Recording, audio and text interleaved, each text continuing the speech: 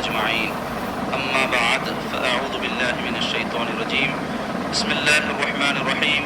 وذروا ظاهر الإثم وباطنه. صدق الله مولانا العظيم وصدق رسوله النبي الأمين الكريم. وقال تبارك وتعالى في عظمة حبيبه الكريم: إن الله وملائكته يصلون على النبي يا أيها الذين آمنوا صلوا عليه وسلموا تسليما. اللهم صل على سيدنا ومولانا محمد وعلى آله وصحبه وبارك وسلم. اللهم صل وسلم وبارك على حال محمد وعلى آل محمد. حاضرین و ناظرین، السلام علیکم ورحمۃ اللہ وبرکاتہ۔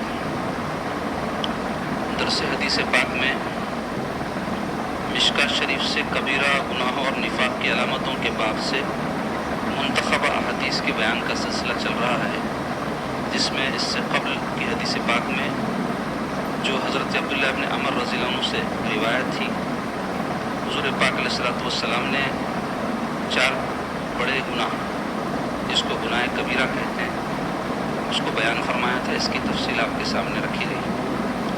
آج بھی انشاءاللہ تعالیٰ اسی موضوع کے تحت ایک اور حدیث پاک آپ کے سامنے بیان ہوگی، لیکن اس سے قبل ایک مرتبہ اعادے کے طور پہ آپ کو بتا دوں کہ کبیرہ گناہ بڑے بڑے گناہوں کو کہتے ہیں۔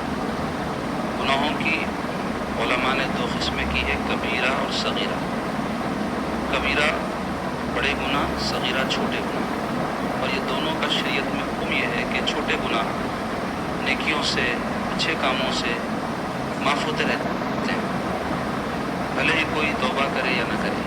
مثلا حدیث شریف میں آیا، حضور پاک صلی اللہ علیہ وسلم فرماتے ہیں کہ جب کوئی بندہ وضو کرتا ہے تو وضو کے جو اعضاء ہیں جب وہ دھوتا ہے تو اس سے اس کے گناہ جھڑ جاتے ہیں۔ جیسے کوئی وضو میں ہاتھ دھوتا ہے تو ہاتھ سے کیے ہوئے گناہ جھڑ جاتے ہیں، پیر دھوتا ہے تو پیر سے کیے ہوئے گناہ جھڑ جاتے ہیں۔ تو یہ کون سے گناہ ہیں؟ چھوٹے چھوٹے گناہ۔ لیکن بڑے جو گناہ ہیں، کبیرہ گناہ ہیں، جس کی تعریف یہ بیان کی گئی کہ اگر وہ کوئی گناہ عمل میں لائے یا سرزد ہو جائے اس سے، تو ویسے شخص کو شریعت میں سزا دی جاتی ہے۔ جیسے چوری کرنے پر ہاتھ کاٹا جاتا ہے، قتل کرنے پر بدلے میں قتل کیا جاتا ہے، زنا کرنے پر سنسار یعنی پتھر مار کے ہلاک کر دیا جاتا ہے۔ تو شریعت میں اس کے لیے سزائیں ہیں، اور آخرت میں ایسے شخص کے لیے عذاب کی دھمکی اور وعید ہے قرآن و حدیث میں، جو کہتے ہیں کبیرہ گناہ۔ تو ایسے گناہ توبہ جب تک نہیں کرے گا بندہ، یا اس گناہ کی وجہ سے کسی کا حق اگر طلب کیا ہے تو اس حق کو جب تک نہیں لوٹائے گا، یا جس کا حق طلب کیا ہے اس سے معاف نہیں کروائے گا، اور اللہ تعالیٰ سے استغفار مغفرت توبہ نہیں کرے گا، وہ گناہ معاف نہیں ہوگا۔ تو یہ بڑے گناہ کی تعریف تھی۔ تعریف وہ تو واہ واہ نہیں ہے، پہچان ہے۔ تو ایک مسلمان کے لیے، جو ذمہ دار مسلمان ہے، ضروری ہے کہ وہ گناہ کسے کہتے ہیں اور کون سی چیزیں گناہ کے زمرے میں آتی ہے، چاہے چھوٹے گناہ ہو بڑے گناہ ہو، اس کو جانے، اس کا علم حاصل کرے اور اس سے اجتناب کرے، بچے۔ کیوں؟ گناہ سے کیا ہوتا ہے؟ گناہ سے دل تاریک ہو جاتا ہے، گناہ سے بندہ اللہ تعالیٰ سے دور ہو جاتا ہے، اللہ تعالیٰ کی، اس کے رسول کی ناراضگی اس کا مقدر ہو جاتی ہے۔ اس لیے ایک مسلمان جو اللہ تعالیٰ کو ماننے والا، رسول اللہ صلی اللہ علیہ وسلم کو ماننے اور ان سے محبت کرنے والا ہوتا ہے، وہ کیسے اللہ اس کے رسول کی نافرمانی کر سکتا ہے؟ ہر نافرمانی، چاہے وہ بڑی ہو یا چھوٹی ہو، اللہ کو بندے اور اس کے رسول سے دور کرتی ہے۔ اس لیے جو اہل اللہ، اولیاء اللہ، صوفیاء اکرام، اللہ کے نیک بندے ہیں، وہ گناہوں کو شرعاً تو بڑا اور چھوٹا مانتے ہیں، لیکن گناہ کو چاہے بڑا ہو یا چھوٹا ہو اس سے بچتے ہیں اور نفرت کرتے ہیں۔ ایک مومن کو اس سے نفرت ہوتی ہے، تو اس سے بھاگتا ہے وہ گناہ سے۔ بہرحال بڑے گناہوں سے تو کم ایک مسلمان کو اجتناب کرنا چاہیے، بچنا چاہیے، دور رہنا چاہیے۔ کب بچے گا، کب دور رہے گا، کب اجتناب کرے گا؟ جب اس کو پتہ ہو کہ یہ گناہ ہے، اور اس کو پتہ ہو کہ یہ بڑا گناہ ہے، اس کو پتہ ہو کہ یہ گناہ کی یہ سزا ہے شریعت میں، کیسے میں اس گناہ کو انجام دے سکتا ہوں۔ تو اس کے لیے علم ضروری ہے اس کو۔ اس واسطے یہ درس حدیث، درس فقہ ہم منعقد کرتے ہیں، تاکہ ایک مسلمان کو جو ضروری دینی معلومات جس کا سیکھنا اس پر لازم ہے، وہ اس کو پتہ چلے۔ بہرحال آج کی حدیث شریف اسی موضوع پر ہے کہ کبیرہ گناہ کیا کیا ہیں۔ اس کے بارے میں علماء کہتے ہیں، بعض علماء نے 70 تک اس کی تعداد گنوائی ہے، 70 کے قریب ہیں، بس اس سے کچھ کم ہے، اختلاف ہے بعض چیزوں میں، لیکن بعض ایسے ہیں کہ جن کے بارے میں کوئی اختلاف نہیں ہے۔ اور وہ کون سے ہیں؟ یہ جو احادیث میں بیان ہو رہے ہیں واضح طور پہ، جس اس کے بارے میں خود رسول کریم علیہ الصلوۃ والسلام نے فرما دیا کہ یہ بڑے بڑے گناہ ہیں.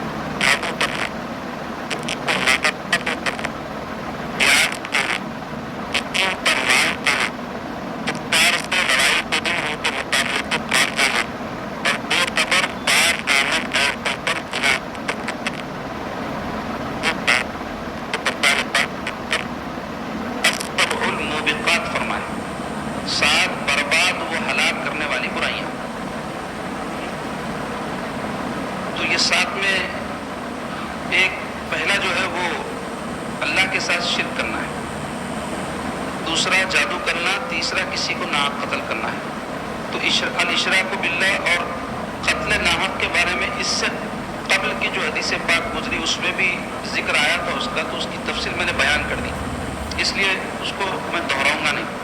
اب باقی جو 5 ہیں وہ کیا کیا ہیں؟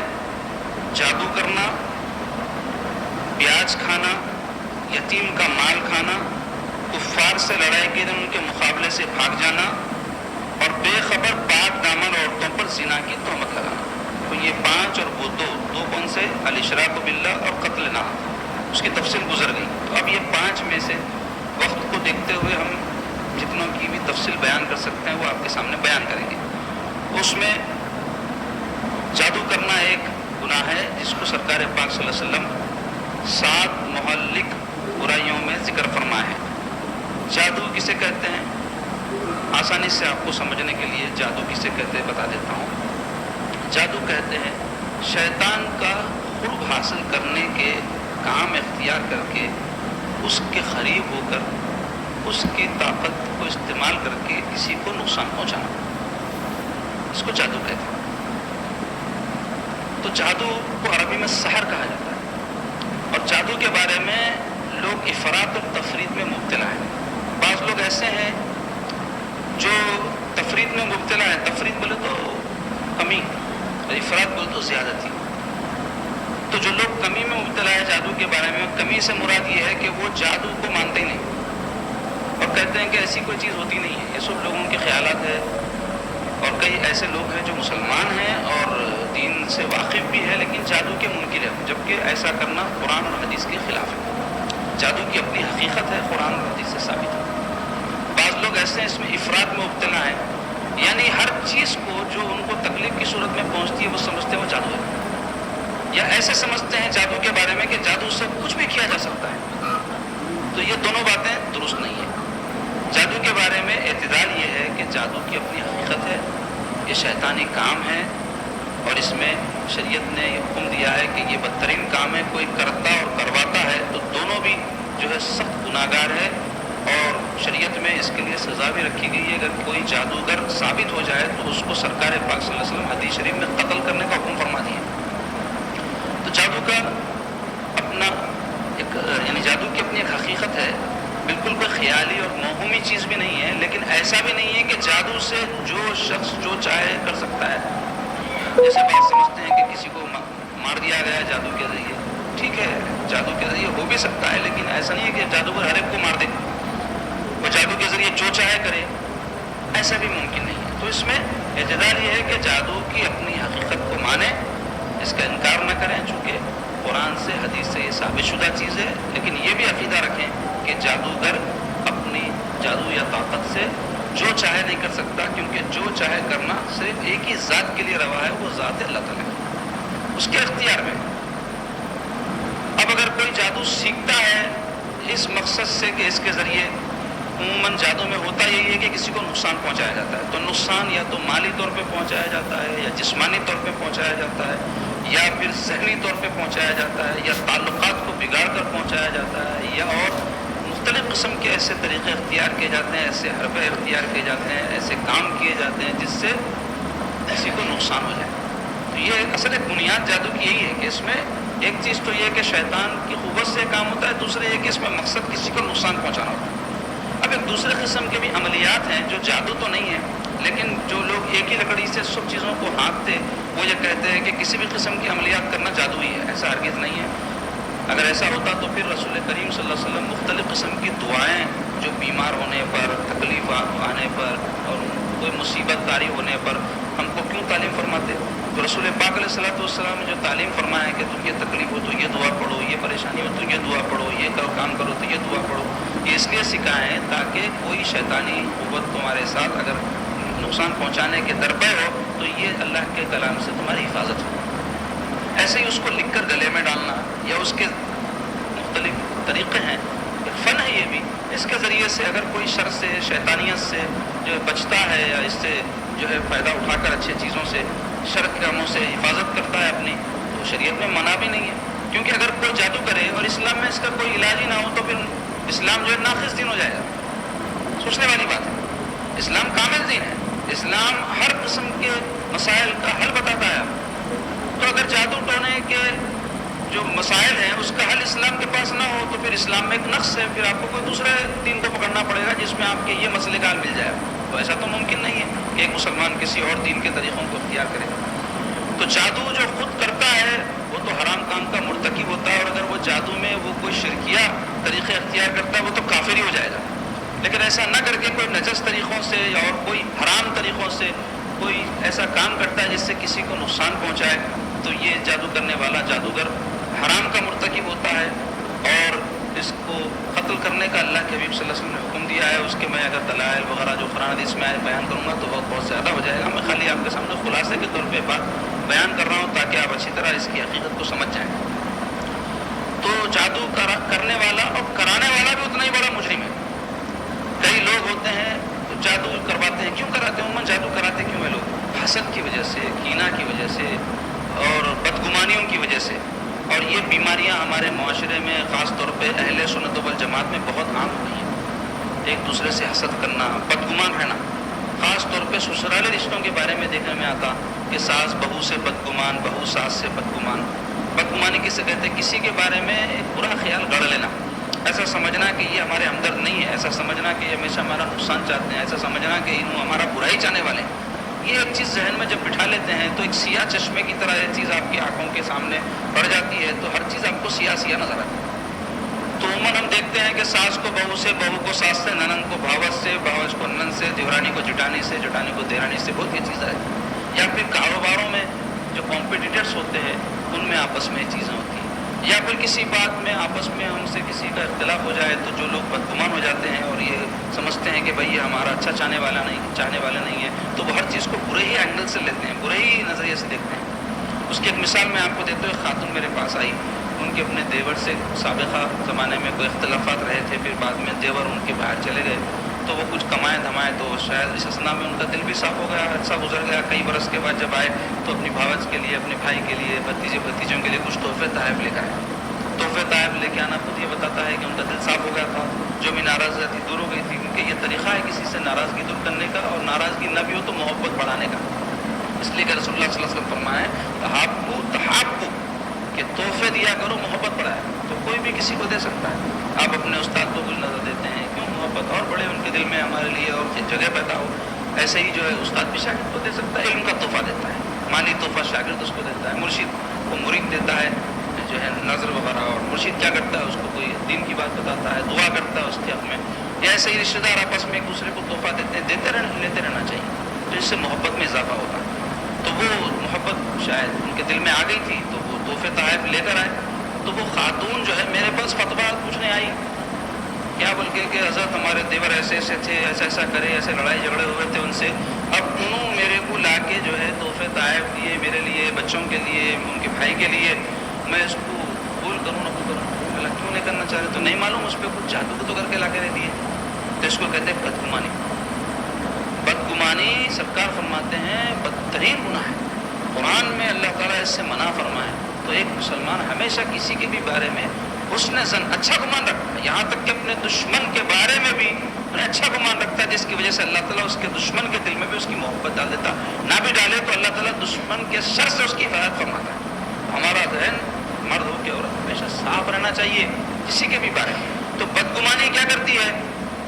ایک دل میں خیال ڈال دیتی ہے کہ ہم کو کوئی تکلیف جب پہنچتی ہے، ہو سکتا ہے وہ فلاں سے ہمارا جھگڑا ہوا تھا، فلاں سے ہماری ناراضگی ہے، تو انہوں ہم کو کچھ کر دیا.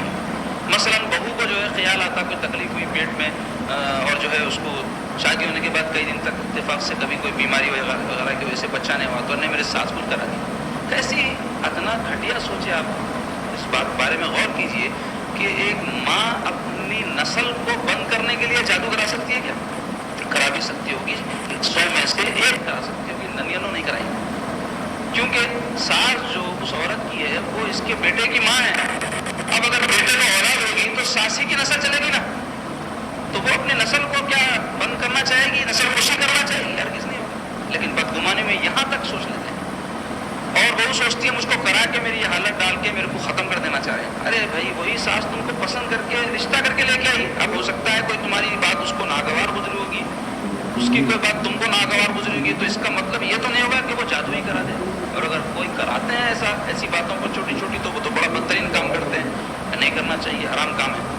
تو کئی لوگوں کو حسد کی وجہ سے، بدگمانی کی وجہ سے، کینہ کی وجہ سے دل میں ان کے تکلیف رہتی، تو جادو ٹونا کرا بھی دیتے. تو جادوگر کے پاس جاتے ہیں تو اس کو کہتے ہیں کہ بھائی یہ ہم کو تکلیف دی، آپ بھی اس کو تکلیف پہنچاؤ. تو وہ مختلف قسم کے حربے اختیار کرتا ہے. کئی فنی طور پہ واقعتاً جادوگر رہتے بھی، کئی نہ رہتے بہروپیے رہتے. تو اکثر لوگ بہروپیوں کے پاس جاتے ہیں. جانے کے بعد ان کو کچھ جو ہے دکھاوے کے کام یا پھر کچھ جو ہے ایسے حرکتیں کر کے بتاتے جس سے سامنے والے کو ایسا محسوس ہے میرا کچھ علاج کر رہے ہیں. تو اب وہ پیسہ خرچ کرتے جاتے ہیں، لاکھوں روپیہ ڈالتے ہیں، لاکھوں. کئی ایسے میرے پاس لوگ رجوع ہوتے ہیں جو ایسے کاموں میں لاکھوں خرچ کر کے اپنی کمر جسمانی اور مالی اور تعلقات کی توڑ کر آتے ہیں کہ اب سیدھے کھڑے ہونے کی ان میں ہمت بھی نہیں ہوتی. یہ ان کی حالت ہو جاتی ہے. اور پھر ان کا ذہن اتنا خراب ہو چکا ہوتا ہے کہ اگر آپ ان سے کہیں کہ بھائی ایسی کوئی بات نہیں ہے، یہ آپ کی بدگمانی ہے، فنی اعتبار سے تحقیق کے بعد یہ پتہ چلی ہے کہ آپ کو ایسا کوئی معاملہ نہیں ہے، تو وہ آپ کو چھوڑ دیں گے، دوسرے کو پکڑ لیں گے. کیونکہ ان کو تو ایسی کوئی بات سننے کی عادت ہو جاتی ہے جو ان کے ذہن میں شیطان نے ڈال رکھی ہے کہ فلاں نے مجھے یہ کرا دیا ہے، فلاں نے مجھے وہ کرا دیا ہے. تو ان کو تسکین اسی وقت ہوتی ہے جب ان کے اس جذبے کو کوئی اپنے جو ہے جھوٹے باتوں سے تسکین پہنچاتا جائے. تو اس سے ہمارا معاشرہ تباہ ہو رہا ہے. مال جہاں خرچ ہونا ہے وہاں نہیں کر کے ایسے کاموں میں خرچ کرتے ہیں. کبھی کوئی مؤذن صاحب کو، کبھی کسی امام صاحب کو، کبھی کوئی اپنے خاندان کے ضرورت مند شخص کو، کبھی کوئی نیک انسان کو، مرشد کو، یا اور کوئی جان دو، مرشد کو نہیں جان دو، چھوڑ دو آپ مرشد. کوئی خاندان میں مجبور مستحق پریشان ہے، اس کو دو، نہیں دیتے. لیکن لاکھوں روپے لے جا کر فضول جگہ خرچ کر دیتے ہیں صرف اس بدگمانی کی وجہ سے، اس خیال کی وجہ سے جو ذہنوں میں بیٹھا ہوا ہوتا ہے. تو بہرحال جب تک کہ یہ حسد، کینہ اور بدگمانیوں سے دل صاف نہیں ہوگا، آدمی برابر اس شیطانی چکر میں لگا رہے گا. تو اس سے بچنے کا علاج کیا ہے؟ اس سے بچنے کا علاج یہ کہ آدمی ایسے اللہ والوں کی صحبت اختیار کرے جو تمہارے باطن کی اصلاح کرے، تمہارے دلوں سے حب دنیا کو نکالے، جو اصل وجہ ہے حسد کی، کینہ کی، تکبر کی.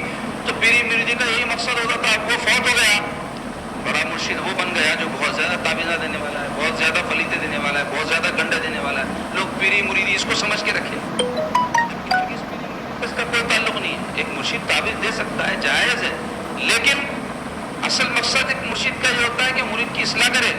سب سے پہلے اس کو شرعی امور سے واقف کروائے، دوسرے یہ کہ اس کو عبادات، ریاضات کی طرف لگائے، تیسرے یہ کہ اس کو ذکر و اذکار اور وظائف کا پابند بنائے، تاکہ اگر کوئی اس پر کچھ جادو ٹونا کرے بھی تو خود یہ چیزیں اس کی حفاظت کر لیتی ہیں. ایک مسلمان کو باطہارت رہنا چاہیے ہمیشہ، باوضو اگر دائمی طور پہ رہے تو یہ تو بہت بڑی چیز ہے. سرکار پاک صلی اللہ علیہ وسلم کی سنت ہے، حضور فرمائے وضو پر وضو کیا کرو، باوضو رہا کرو. کیوں؟ کئی قسم کے نجاستوں سے آدمی کو جادو کا اثر جلدی ہو جاتا ہے. پاک صاف رہا تو بچ جاتا ہے. ایسے اپنے ذہن کو، خیال کو پاک رکھو. ذکر سے کیا ہوتا ہے؟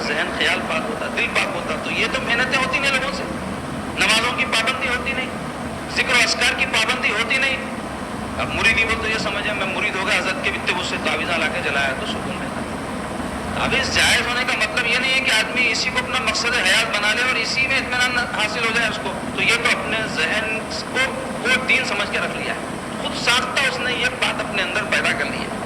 تو سمجھنے کی ضرورت یہ ہے کہ نسبتوں کی حقیقت کیا ہے سمجھو. اگر کوئی نسبت سے جڑ جائے تو حقیقی نسبت سے جڑنے والا وہ ہے جس کو سچا عشق بھی ہو اپنے سلسلے سے اور اپنے پیرانے طریقت سے، جو اصل میں رسول اللہ صلی اللہ علیہ وسلم کی محبت کے لیے واسطہ اور وسیلہ ذریعہ ہے. اصل محبت تو رسول اللہ صلی اللہ علیہ وسلم کی مقصود ہے، جو حاصل ہوتی ہے پیروں کی صحبت سے، ان کے وسیلے سے، ان کے صدقے میں. اس کے ساتھ ساتھ ان کی تعلیمات پر عمل کرے، ان کے بتائے ہوئے راستے پر چلے. ہاں اس کے بعد اس کو کوئی مصیبت تکلیف زندگی کا حصہ ہے پیش آئے تو وہ اپنے مرشد کے سامنے اظہار کرے، اس کا یقیناً کرے، تاکہ وہ شرعی رہنمائی کی ضرورت ہو تو شرعی رہنمائی کرے، یا اس کے لیے کوئی دوسرے طریقے سے اس کو علاج معالجے کی ضرورت ہے تو اس کی رہنمائی کرے، یا کوئی علاج خود کر سکتا ہو تو وہ علاج کرے، اس کو راستہ بتا دے.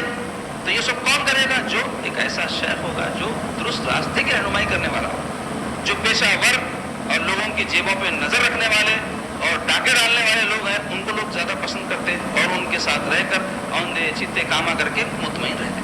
تو بہرحال جادو حرام ہے، کرنا اور کرانا دونوں حرام ہے. اس سے اجتناب کرنے کی ہم کو ضرورت ہے. کسی کو اگر نقصان پہنچانے کا دل میں جذبہ پیدا ہو کہ اس کے لیے کوئی راستہ اختیار کر رہا ہے تو سمجھ لو وہ جادو. باقی دوسرے جو عملیات ہیں اس میں کوئی بیمار ہے تو شفا ہونے کے لیے کوئی دعائیں یا اور کوئی طریقے جو جائز ہو، دوائیں جیسے آپ استعمال کرتے ہیں تو کیا قرآن میں ہر دوا کا ذکر ہے یا قرآن میں فارمولہ آیا کیا اس کا؟ نہیں. شریعت آپ کو حکم دیتی جائز طریقے سے جو بھی علاج ہے کرو. کسی بھی فن سے واقف آدمی سے آپ رجوع ہو سکتے ہیں، طریقہ حرام نہ ہو، دوا حرام نہ ہو، اس کا خیال رکھا جائے. تو ایسے ہی اگر عملیات میں کوئی حرام چیز نہ ہو اور کوئی دوسرے طریقے ہو تو یہ کہہ کر کہ قرآن میں کہا ہے، حدیث میں کہا ہے، آپ پھر دوا کیوں نہیں چھوڑ دیتے؟ قرآن میں کہا ہے، حدیث میں کہا ہے، دوا استعمال کر رہے نا. آپ بولیں گے نہیں قرآن حدیث میں دوا استعمال کرو، حکم آ گیا، قاعدہ بتا دیا گیا، اس کے تحت حرام دوا سے بچتے ہوئے کوئی بھی دوا استعمال کی جائے. تو ایسے ہی عملیات میں بھی یہی ہوگا. ہم کہیں گے کہ اگر قرآن حدیث میں موجود نہیں بھی وہ دعا یا وہ طریقہ تو اگر حرام نہیں ہے تو آپ برابر استعمال کر سکتے ہیں، ان کی شریعت میں کوئی ممانعت نہیں ہے اس کی. تو بہرحال سرکار پاک صلی اللہ علیہ وسلم اس حدیث شریف میں فرما دیے ہیں کہ جادو 7 ہلاک کرنے والی باتوں میں سے ایک ہے، تو اس سے اجتناب کرنا چاہیے. کئی لوگ ایسا سوچتے کہ لوہا لوہے سے کٹتا، غلط سوچ ہے، الٹی سوچ ہے ان کی. گندگی سے صاف ہوتی جی، گندگی پانی سے صاف ہوتی. پیشاب پیخانے کو پیشاب پیخانے سے دھوتے، پانی سے دھوتے. تو ایسے ہی گندگی سے نہیں کٹتی، گندگی پاکی سے کٹتی. تو جادو گندگی ہے، نجاست ہے، اس کو قرآن سے، حدیث سے، عبادت سے، تلاوت سے، ذکر سے، پاکیزگی سے ہی صاف کیا جا سکتا ہے. تو یہ جو لوگ ہیں کہتے ہیں گندگی سے کٹتی، کوئی جادو کرایا تو ہم جا کے بھی جادوش کرائیں گے، اس سے کٹتا. تو غلط سوچ ہے، الٹی سوچ ہے یہ. تو ایسی چیزوں سے بچنا چاہیے. دوسری چیز کیا ہے؟ پیاز کھانا. پیاز ہمارے عرف میں سود کو کہتے ہیں اور عربی میں سود کو جو ہے ربا کہتے ہیں. اور سود کے بارے میں بڑی سخت جو ہے وعیدیں قرآن میں حدیث میں موجود ہیں. جیسے میں کہا ہے جتنے بھی کبیرہ گناہ ہیں اس کے بارے میں قرآن میں حدیث میں واضح طور پہ بڑی تفصیل کے ساتھ اس کی ممانعت آئی ہے، اس لیے اس کو کبیرہ قرار دیا گیا اور اس سے بچنے کا حکم دیا گیا ہے. تو سود خوری کے بارے میں جاننا چاہیے کہ سود کہتے کس کو ہیں. سود کہتے ہیں کسی کو کچھ رقم قرض کے طور پہ دے کر اس پر زیادہ کا مطالبہ کرنا، یعنی بیچ میں کوئی چیز نہ ہو، پیسے پر پیسہ لینا. اور آسان کر کے بتاؤ، آپ اگر کسی کو 1 لاکھ روپے دیے اور آپ جو ہے اس کے عوض میں کوئی چیز اس سے لیے تو وہ چیز کو پھر آپ 1,20,000 میں بیچے تو کاروبار ہے، تجارت ہے، تو جائز ہے. کیوں؟ اس لیے کہ پیسے کے عوض میں ایک چیز آپ کے پاس آ رہی ہے، آپ نے 1 لاکھ میں لی اور کچھ نفع کے ساتھ اس کو فروخت کر رہے ہیں. آپ نے کسی کو 1 لاکھ روپے دیے یہ کہہ کر کہ بھائی میں 1 لاکھ روپے دے رہا ہوں، آپ کچھ بھی کر لو، میرے کو اس سے بحث نہیں ہے، میرے کو ہر مہینہ آپ 1 لاکھ پہ 2,000 دے دینا، 5,000 دے دینا، وہ آپ کا نقصان نفع اس سے میرے کو بحث نہیں ہے. میرے 1 لاکھ روپے آپ کے پاس ہے اور اس پہ آپ میرے کو مہینے کو یہ فائدہ دینا. تو یہ جو فائدہ آپ لے رہے ہیں وہ سود ہے. کیوں؟ اس میں آپ نہ کوئی رسک لے رہے ہیں اور نہ جو ہے کوئی چیز بیچ میں، صرف پیسہ آپ دے کر اس شخص کی جو ہے پیسے کی ضرورت پوری کر کے اس پر آپ جو نفع اٹھا رہے ہیں اس کو ربا کہا جاتا ہے. ربا ہمارے عرف میں بیاج یا سود کہا جاتا ہے اور یہ حرام ہے، حرام ہے، حرام ہے. اور اتنا سخت اس سے ممانعت آئی ہے کہ اللہ کے حبیب صلی اللہ علیہ وسلم فرماتے ہیں سود کھانے والا، یہ تو سب جانتے ہیں حرام کام کر رہا ہے، گناہ گار. سود کھلانے والا، سود کا حساب لکھنے والا، بیچ میں رہ کے سود دلانے والا اور سود سے متعلق کوئی کام ہو وہ سب انجام دینے والے برابر کے گناہگار ہیں۔ ہم کیا سمجھتے ہیں؟ سود خور ہے، سود خور ہے، اس کو برا سمجھتے ہیں۔ ارے تم بھی اتنے برے ہیں اگر اس کو تم سود کے پیسے دے رہے ہیں، کیونکہ کتنے مسلمان ایسے ہیں جو اس میں ملوث ہیں، اس میں مبتلا ہیں، جبکہ کھانے اور کھلانے والے کو سرکار برابر قرار دیے ہیں۔ اب آپ سوچ رہے ہیں کہ بھائی سود کھا رہا سو والا تو گناہگار ہے، اس لیے کہ انہیں تو ظالم ہے، پیسے دے کے اس کے اوپر پیسے لیتے جا رہا، ہم تو دے رہے ہیں اس کو، ہم تو مظلوم ہے۔ ہرگز مظلوم نہیں ہے آپ سود کو رواج دینے والے ظالم ہیں، سود خور کو ہمت افزائی کرنے والے ظالم ہیں، آپ سود کو پھیلانے والے ہیں، آپ سود خور کی مدد کرنے والے ہیں، آپ اس کے ہاتھ مضبوط کرنے والے ہیں۔ تو ظالم کا ہاتھ مضبوط کرنا بھی ظلم ہے، ظالم کا ساتھ دینا بھی ظلم ہے۔ تو سود خوری ظلم ہے، اس لیے کہ سود خور ظالم ہوتا ہے، وہ کسی پر رحم نہیں کھاتا، اگر رحم کھائے گا تو پھر اس کا پیسہ ڈوب جائے گا، اس کا یہ کاروبار ہے۔ تو کتنی سختی سے اس سے منع کیا گیا ہے کہ قرآن مجید میں اللہ تعالیٰ فرماتے ہیں یا ایھا الذین آمنوا لا تأکلوا الربا اضعافا مضاعفا واتقوا اللہ لعلکم تفلحون۔ ترجمہ ہے اے ایمان والو دگنا دگنا سود نہ کھاؤ اور اللہ تعالیٰ سے ڈرو تاکہ تم کامیابی پاؤ۔ اب دگنا دگنا نہیں کھاؤ تو سنگل کھا سکتے، یعنی کسی بھی طرح کا سود کھانے سے منع کیا جا رہا ہے۔ اور سود خوروں کے بارے میں اور ایک مقام پہ اللہ تعالیٰ فرما رہے ہیں الذین یأکلون الربا لا یقومون الا کما یقوم الذی یتخبطہ الشیطان من المس۔ ترجمہ آیت ہے وہ لوگ جو سود کھاتے ہیں وہ قیامت کے دن کھڑے نہیں ہو سکیں گے مگر جس طرح وہ شخص کھڑا ہوتا ہے جسے شیطان نے ہاتھ لگا کر بدحواس کر دیا ہو۔ یعنی قیامت کے دن سود خور لڑکتے پڑکتے نظر آئیں گے، تو اس سے پتہ چلے گا یہ سود خور تھا، سود خوری کرتا تھا، جس کی وہ نشانی اس دن ظاہر ہوگی۔ جیسے دنیا میں کسی کو آصف یا شیطان چڑھ گیا ہے، جن چڑھ گیا تو کیسے حرکتیں کرتا، تو سود خور قیامت کے دن ایسی حرکتیں کریں گے جس سے ان کے سود خور ہونے کا پتہ چلے گا۔ اسی طرح یوں بہت احادیث، بہت آیات قرآن میں اور احادیث سرکار کے ارشادات موجود ہیں سود خوری کی ممانعت میں۔ رسول کریم صلی اللہ علیہ وسلم کا ایک ارشاد صرف اس بارے میں آپ کے سامنے بیان کرتا ہوں جس سے اس کے اتنے سخت گناہ ہونے کا آپ کو اندازہ ہو جائے گا۔ سرکار فرماتے ہیں سود کے 70 دروازے ہیں، یعنی 70 قسم کے گناہ ہیں، عذاب ہے سود خور کے لیے۔ سب سے کم اور ہلکا دروازہ ایسے ہے جیسے کوئی شخص اپنی ماں سے زنا کرے۔ اپنی ماں سے زنا کرنے کا کوئی مسلمان تصور کر سکتا؟ سود خوری ایسا گناہ ہے فرمایا اللہ کے رسول صلی اللہ علیہ وسلم۔ تو آپ اندازہ لگاؤ کتنا بدترین یہ کام ہے اور کتنے مسلمان اس میں مبتلا ہیں، کئی کھا رہے ہیں، کئی کھلا رہے ہیں، اور کئی قسم کے اس کو نام دے دیے۔ کئی لوگ ہیں کہتے ہیں کہ ہم کاروبار میں پیسے لگائے، میں پوچھتا ہوں کہ کس قسم کا کاروبار ہے، میرے کو نہیں معلوم۔ ہمارے خاندان کے ایک صاحب ہے، ہمارے ریٹائرمنٹ کے پیسے ملے تھے یا زمین بیچے تو پیسے ملے تھے، تو انہوں آ کے بولے گھر میں رکھ کے کیا کرتے، بینک میں رکھے تو سود ہوتا، میرے کو دے دو میں کاروبار میں لگاتا ہوں، تو ہم دے دیے۔ تو بولے اچھا تو انہوں کیا کر رہے ہیں، آپ کو کاروبار کا نفع اور نقصان برابر جو ہے دے رہے ہیں یا ایک مقرر چیز دے رہے ہیں آپ کو؟ تو بولے نفع نقصان ہم کو نہیں معلوم، کیا ہو رہا کیا کر رہے کی، میں نے کو 10,000 روپے دے دے، تو یہی تو سود ہے۔ ایک فکس چیز آپ جو مہینے کو لے رہے ہیں ان کو پیسے دے کے، یہ سود ہے۔ کاروبار میں لگانا کسے کہیں گے؟ کاروبار کا حساب کتاب ہو، آپ کو پتا ہو کہ کس قسم کا کاروبار ہے، اور کاروبار میں ایک جیسا نفع یا ایک جیسی حالت نہیں رہتی، کبھی نفع ہوتا، کبھی نقصان ہوتا، کبھی نفع زیادہ ہوتا، کبھی کم ہوتا۔ تو جو بھی کمی زیادتی ہو اس کی ذمہ داری بھی آپ پر آئے کہ اگر کسی مہینے میں 10,000 آمدنی ہو تو وہ ٹھیک ہے، کسی مہینے میں 6 ہو جائے تو وہ بھی آپ قبول کر لیں، کسی مہینے میں نقصان ہو جائے تو آپ اس کی ذمہ داری اٹھانے تیار ہو جائیں نقصان کی، تب جا کے کاروبار ہوگا۔ یہ جو بھولے بن کے سود کھا رہے ہیں اور اس کو کاروبار میں لگائے بول رہے ہیں، تو ہر پیسہ لینے والا کچھ نہ کچھ کام میں لگاتا ہی تو آپ کو دے سکتا، تو پھر سود کسے ملیں گے؟ کوئی چیز بھی سود نہیں رہیں گی۔ کئی مسلمان ایسے ہیں، کئی ایسے ہیں مجبور ہو گئے تھے، قرض لے لیے سود کے اوپر بولتے کیا مجبوری تھی، انہیں ولیمہ کرنا تھا اس واسطے، تو ولیمہ کرنا تھا تو سود پہ پیسے دے کے ولیمہ کرے، جتنوں کو کھلائے ان سب کا گناہ تمہاری جان پہ ہے، اس واسطے کہ کون بولا آپ کو سود پہ پیسے لے کے ولیمہ کرو بول کے؟ ولیمہ سنت موقدہ ہے یقیناً، لیکن اس میں ایک مسئلہ بہت سے لوگ جانتے ہیں یا نہیں جانتے بعض، تو وہ جان لے کہ اپنی حسب استطاعت کرنا ہے۔ اگر آپ کے پاس 5 آدمی کے کھانے کے پیسے صرف، تو 5 آدمی کا ولیمہ کر سکتے ہیں آپ۔ اگر آپ کے پاس 5 آدمی کے ولیمے کے پیسے بھی نہیں ہیں تو ولیمہ کی ضرورت ہی نہیں ہے آپ کو، کوئی پوچھنے ہوں گی کیوں نہیں کرا بلکہ کیوں آپ کے اوپر استطاعت ہی نہیں ہے، تو شریعت کا حکم کہاں سے آتا جی؟ کوئی آدمی زکوٰۃ دینے کا کب پابند بنتا؟ جب اس کے پاس ایک مقررہ مال نصاب جسے کہتے ہیں وہ رہا، تو اس کو جو ہے زکوٰۃ دینے کا ہے. اگر نہیں ہے تو زکوٰۃ کس فرض نہیں ہے اس میں. قربانی کب دینا ہے؟ قربانی کے جانور کے اتنے پیسے آپ کے پاس رہنا اور خرچ نہ رہنا. آپ کو خرچ ادا کرے بعد وہ پیسے بھی خرچ ہو جائے تو پہلے خرچ دے بولے, قربانی مت کرو بولے. حج کب کرو بولے, جا کے آئے اتنے پیسے رہنا. اپنے غائب میں جو فرائض ہیں اس کی تکمیل کا پورا انتظام کر کے جانا. ماں باپ کی اگر ذمہ داری آپ پر ہے تو ان کا مہینے 2 مہینے جتنے دن جا رہے ہیں ان کا خرچہ, بیوی بچے ہیں ان کو چھوڑ کے جا رہے تو ان کا خرچہ, دکان پہ کسی کو ملازم بٹھا کے جا رہے تو اس کی تنخواہ, یہ سب دینے کے بعد آپ جا سکتے تو آپ جانا ہے, نہ تو عجیب بٹنا ہو.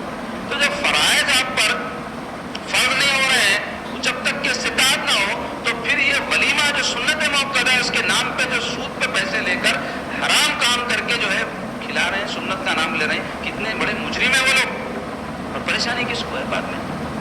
500 600 1000 آدمی کا ولیمہ کرے, بریانیاں کھلائے, 4 قسم کے کھانے میٹھے بنائے, خرچہ کون بھر رہے ہیں بعد میں؟ سود کون بھر رہے ہیں؟ کھلایا اس کو. آئے والے کیا دیتے, لفافے بھی نہیں دے رہے. پہلے تو بھی لوگوں میں لحاظ تھا, ولیمے میں آئے تو کچھ تو بھی لفافہ تحفہ دے کے جاتے تھے, خالی کھا کے جاتے. معاشرہ ایسا ہوگا. تو اس لیے سود کھانا تو حرام ہے ہی, کھلانا بھی حرام ہے. کئی لوگ ہمدردی کر کے دلاتے, کئی کو پریشان ہے, میں ہوں نا چلو لے آ کے دلاتے. کئی مسلمان ایسے ان کی کاپیاں بنی ہوئی ہیں کہ ہر مہینہ خالی کما رہے سود میں ڈال رہے, کما رہے سود میں ڈال رہے, محنت پوری انہوں کر رہے ہیں, پیٹ سود خور کا بھر رہے ہیں. اور پیسے کیا کو لیے تھے؟ چھلے کو لیے تھے. امی کا چہلم کرنا تھا, لوگ بولیں گے کتنی بری بات ہے, ایک چہلم نہیں کر سکا اماں کا بابا کا. ارے بھائی چہلم کیا ہے؟ ایسال ثواب ہے. اس کے لیے کیا 40 دن کی قید ہے؟ اللہ جب دیا کرو, پیسے نہیں ہے نہیں کر سکے. اللہ کے نبی صلی اللہ علیہ وسلم فرمایا قرآن پڑھ کے بخشو. پیسے نہیں ہے, اور ہے تو خالی قرآن پڑھ کے نہیں بخشنا, پیسے بھی خرچ کرنا. کئی لوگ بخالت کر لیتے, پیسے جب میں ڈال لے کے قرآن پڑھ لیتے بیٹھے. پیسہ ہے تو پیسے سے محبت ہے تو محبت ایسے والی چیز خرچ کرنا, یہ اللہ رسول کی محبت کی علامت ہے. تو قرآن میں پڑھو, ڈبل ثواب ہوگا. پیسہ خرچ کر کے بھی ایسال ثواب اور قرآن مجید پڑھ کے بھیجے سو بھی ایسال ثواب. تو پیسے نہیں ہے سوانے کے لیے اتنا آسان طریقہ ہے.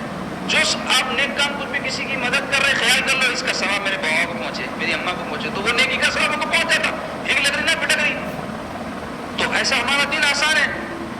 تو اب وہ کئی کو لیے, چلے کو لیے, چہلم کو لیے, فلاں کو لیے, اللہ کو لیے, بولیو بولا, کون کرو بولا, کوئی ضرورت نہیں. آپ پہ اللہ دیا, کھلا سکتے کھلاؤ, کسی بھی وقت کھلا سکتے ہیں, اس میں کوئی قید نہیں ہے. تو سود پہ قرض ہی لینا بری بات, قرض لینا اچھی بات نہیں ہے. بغیر سود کے قرض لینا بھی اچھی بات نہیں ہے. سخت ضرورت کے وقت شریعت میں اجازت ہے. تو اگر کوئی ایسے کام جو فضول ہے اس کے لیے سود پر پیسے لے کے وہ کام اگر کیے جا رہے ہیں تو کتنا بڑا گناہ کا کام ہے. ایسے ہی کئی لوگ کریڈٹ کارڈوں کے عادی ہو گئے, وہ بھی قرض ہے, اس کے ساتھ سود بھی بھرنا پڑتا. کریڈٹ کارڈ ہے, کھینچ دیے جو چاہے لے لیے, کھینچ دیے جو چاہے. بہت بری بات ہے, یاد رکھو یہ آدمی کو عادت ہو جاتی ہے اس قسم کے کاموں کی, جس کی وجہ سے آگے چل کے اس کی زندگی میں ایسے ایسے میں مسائل دیکھو. پہلے تو خودکشیاں کر لی, ہلاک کر لی اپنے آپ کو, انہیں تکمیل کر سکے. تو جتنی چادر اتنا پیر پھیلاؤ.